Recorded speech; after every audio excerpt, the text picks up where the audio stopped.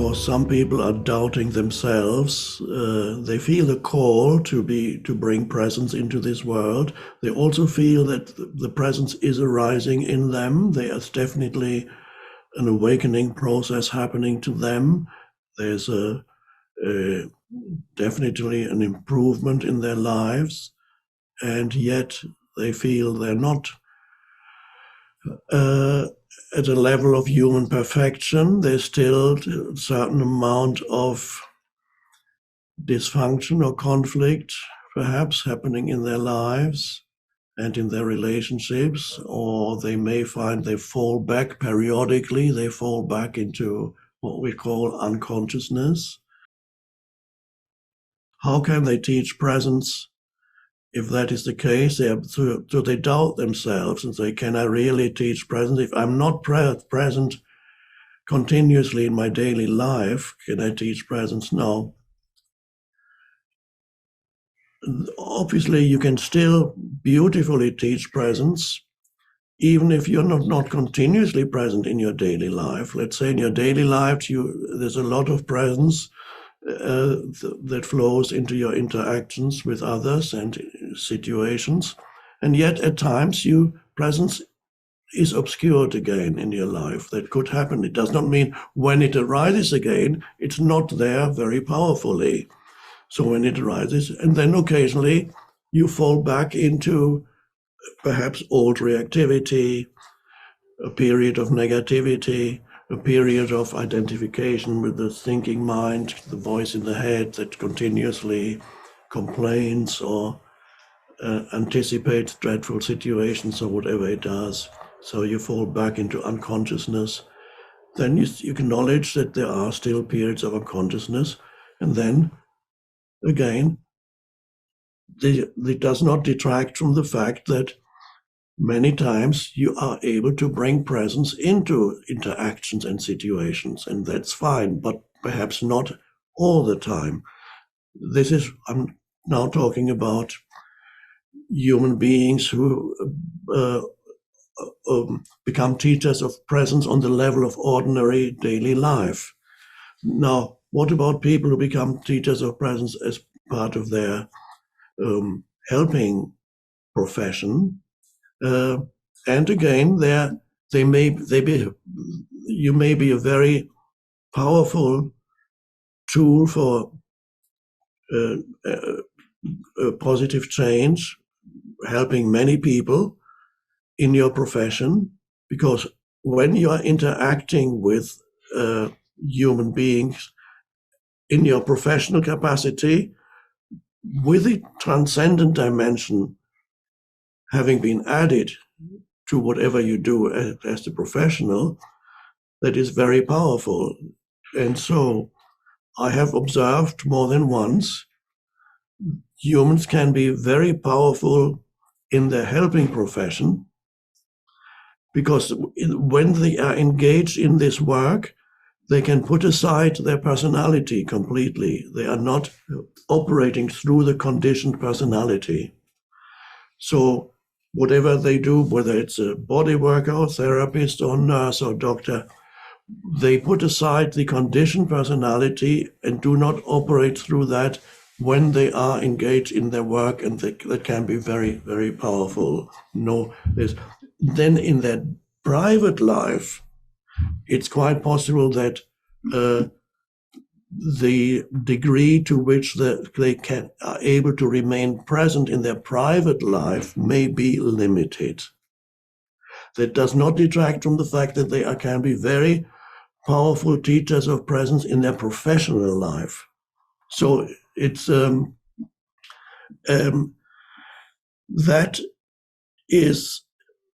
does not mean you should not attempt to deal with the unconsciousness that still remains in your private life. Of course, that needs to be addressed, and so you just need to bring more presence there. But you can be a very powerful healer in the widest sense, a teacher of presence, even if in your private life you cannot sustain it. So that's true. Now, what about though formal teachers of presence? That's an interesting point again, and a very complex matter too.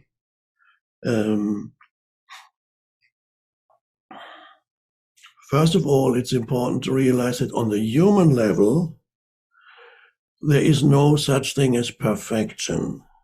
You cannot be a perfect human being. Every human has their idiosyncrasies, and every human has certain flaws too. There may be things that you're good at, and other things that you're just not good at all, on a practical level, for example.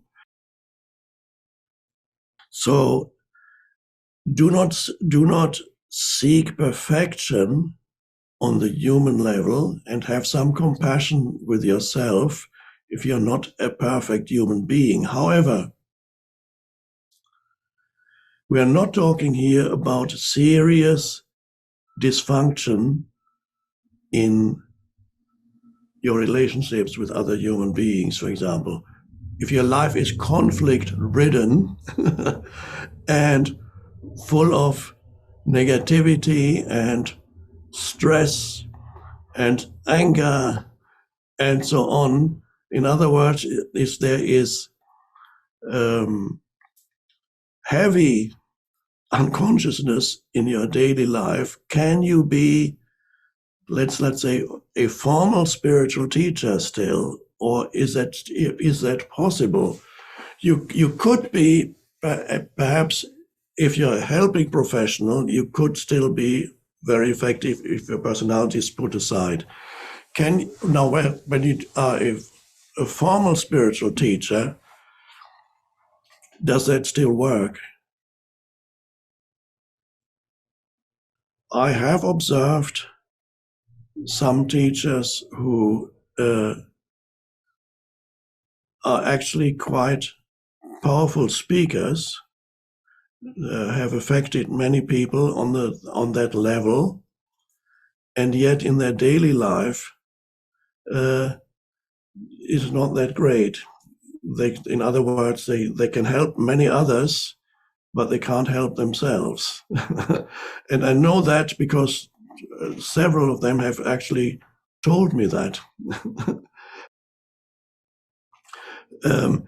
Now, this was not referring to they are not perfect human beings. No, it was referring to some very serious conflicts continuously arising in their daily life, and all kinds of things,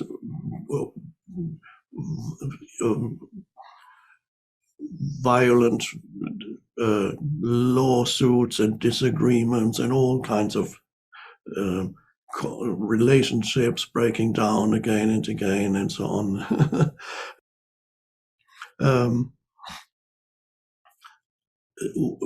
So there's a certain danger here, although I have observed some teachers who can be powerful speakers still.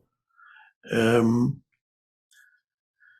have also observed that when the ego is still very much active in their private lives, for a while they manage to set aside their dysfunctional personality. This particularly applies to people, for example, who are close to either channeling or what they do is close to channeling. Channeling means you allow some other spirit presence to speak through you, to use your mind and to speak through you.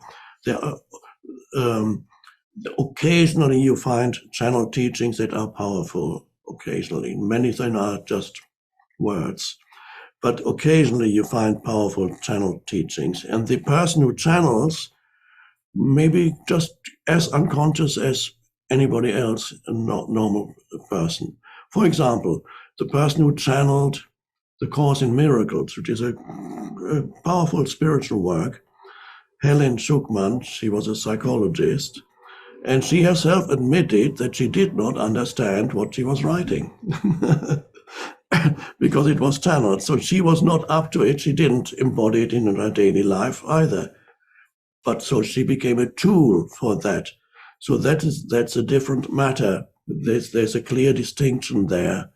But for most spiritual teachers, that is not the case.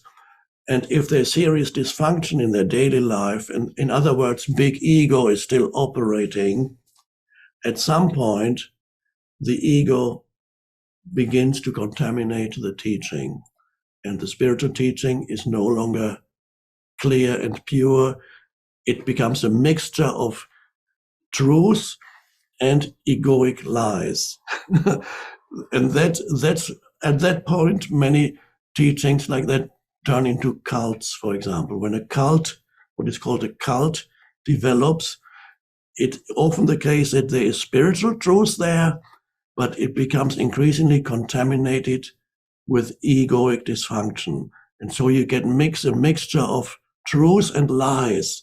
So it's very dangerous and very hard to disentangle for people, because yes, some spiritual cults are totally weird and there's no spiritual truth in that whatsoever. It's just total fantasy and totally absurd. Yeah, that happens too. But there are other spiritual cults where you have a lot of truth is being uttered and said, and even some transformation happens in followers, and yet more and more the ego gets in and contaminates the teaching. And then it's not only the ego of the teacher comes in, and then I've also observed that the teacher is no longer the inspired.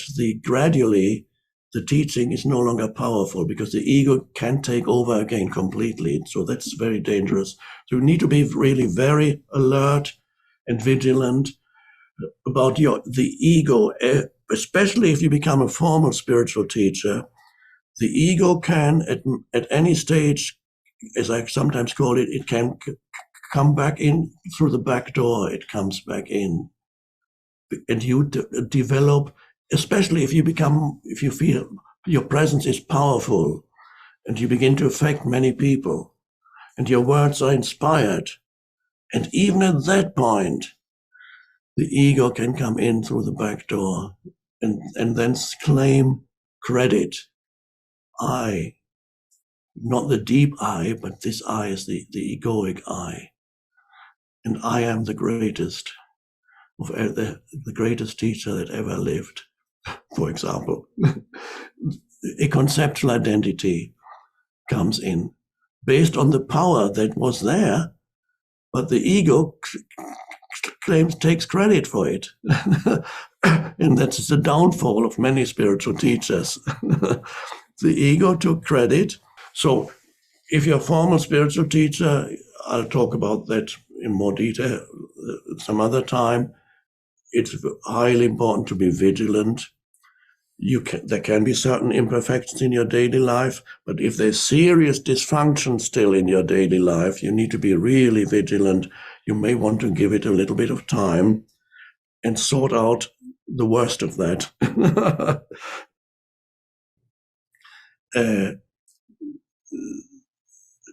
So